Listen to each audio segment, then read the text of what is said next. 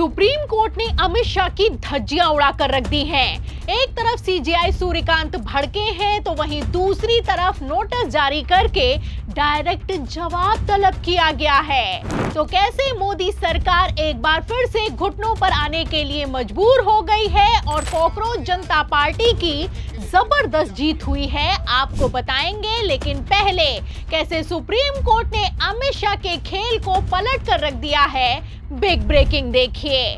तो आज की बड़ी खबर निकलकर सामने आई है कि सुप्रीम कोर्ट में कॉकरोच जनता पार्टी पर हुए लाठीचार्ज की सुनवाई के दौरान सीजेआई सूर्यकांत ने कहा कि कानून को अपने हाथ में लेने वालों पर कार्रवाई होकर रहेगी। आखिर किसके आदेश पर लाठीचार्ज हुआ और किस किस अफसर ने संविधान का पालन नहीं किया, कानून का पालन नहीं किया, सबकी जांच होगी।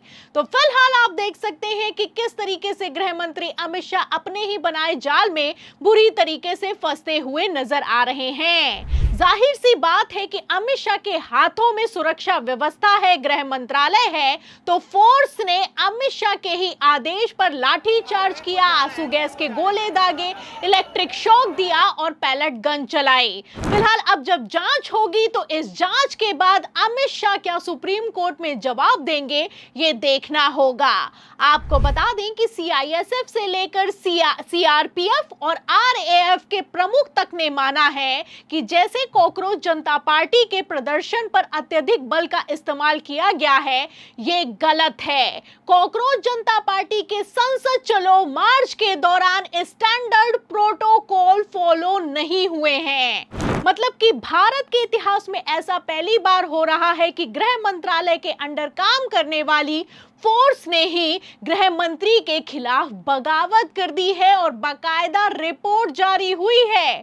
फिलहाल अब जब इसी रिपोर्ट की जांच सुप्रीम कोर्ट करेगा तो अमित शाह का क्या होने वाला है, आप समझ सकते हैं। आपको बता दें कि सुप्रीम कोर्ट ने साफ कह दिया है कि पहले तो जांच हो, फिर उसके बाद जवाबदेही तय की जाए।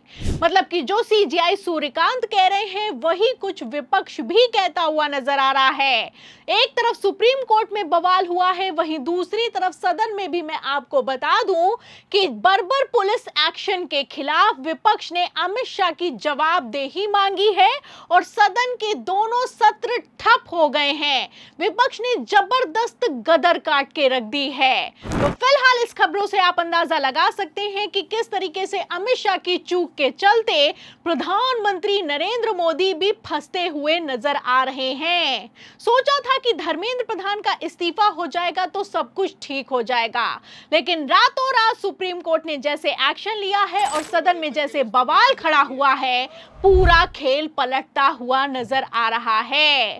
फिलहाल यहाँ पर मैं आपको बता दूं कि खबरें तो चलाई जा रही हैं कि पेपर लीक बिल के बाद परिसीमन बिल सदन में पेश होने वाला है। कॉकरोच जनता पार्टी का आंदोलन खत्म हो गया है और अब सीटों का खेल शुरू हो गया है। मतलब कि एक तरफ जहां अमित शाह पर सुप्रीम कोर्ट भड़का है, वहीं दूसरी तरफ अमित शाह सांसदों की तोड़फोड़ में जुटे हुए हैं। लेटेस्ट खबर निकलकर सामने आई है कि शरद पवार के सांसदों के मर्जर के लिए अमित शाह ने सुनील तटकरे और सुप्रिया सूले के साथ मीटिंग की है। मतलब कि इन लोगों को शर्म है कि आती नहीं है। आपको बता दें कि प्लान तो था कि इस बार के मानसून सत्र में 2/3 बहुमत जुटाकर अमित शाह परिसीमन बिल को पारित करवा लेंगे और अमित शाह का मंत्रालय और भी मजबूत हो जाएगा। हो सकता है कि अमित शाह को उप प्रधानमंत्री बना दिया जाए। लेकिन फिलहाल जैसे कॉकरोच जनता पार्टी के प्रदर्शन पर लाठीचार्ज हुआ और उसके बाद धर्मेंद्र प्रधान का इस्तीफा हुआ है, उसके बाद से उप प्रधानमंत्री तो छोड़िए, गृह मंत्री की भी कुर्सी फंसती हुई नजर आ रही है। आपको बता दें कि एक तरफ जहां अमित शाह सांसदों को तोड़ने में जुटे हैं, वहीं दूसरी तरफ जो टूटकर सांसद आए हैं उनकी सांसदी पर भी खतरा मंडरा रहा है।